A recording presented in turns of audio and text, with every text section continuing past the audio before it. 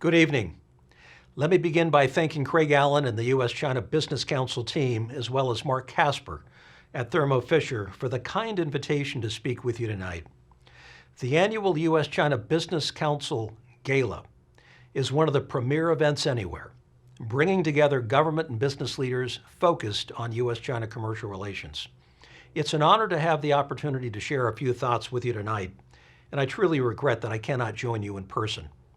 I want to take a moment to acknowledge a few of the many special guests joining us tonight from the U.S. government, particularly Congresswoman Carol Miller and Terry McCartan, the Assistant U.S. Trade Representative for China.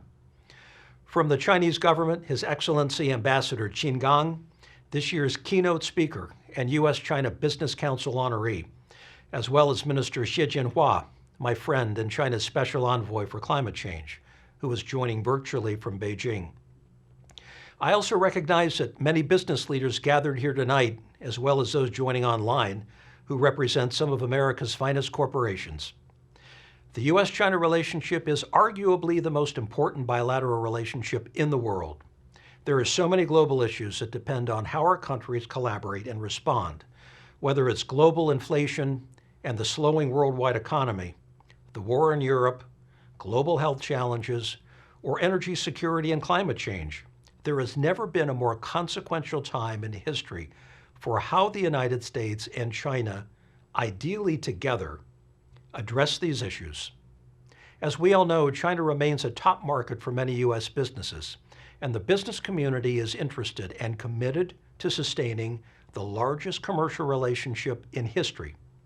Economics in business has always been, and should continue to be, a stabilizer in the relationship.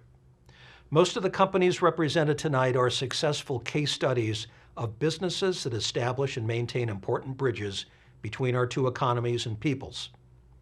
Managing diplomatic relations is never easy.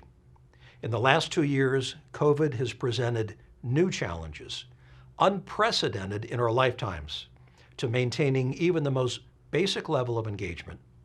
Our inability to meet in person has hindered relationship building and vital dialogue. Adding to the complexity of our diplomatic engagement is the reality that competition has emerged as one of the defining features of U.S.-China relations. We must acknowledge that new and more focused competitive strategies in both countries have introduced new strains between us. However, economics teaches us that competition is good. Nations can and should be economic competitors.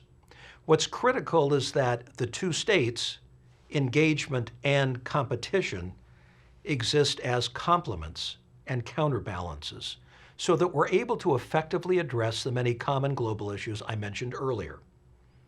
Fortunately, over the past 3 months, our leaders have been able to once again meet in person, which serves the interests of both our nations. The recent meeting between President Biden and President Xi has led to a commitment to restart important discussions between our two governments.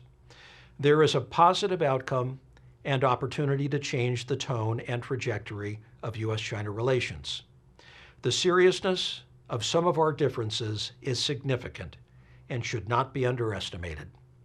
But with a well-tailored agenda, clear channels of communication, and empowered officials on both sides, dialogue should help stabilize relations.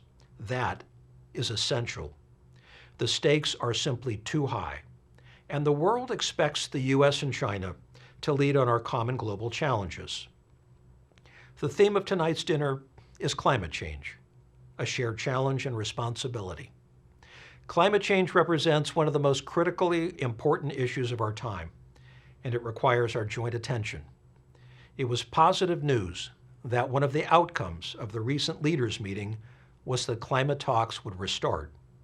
There have been many examples where the U.S. and China have been able to align around larger strategic issues, and surely climate can be one of those.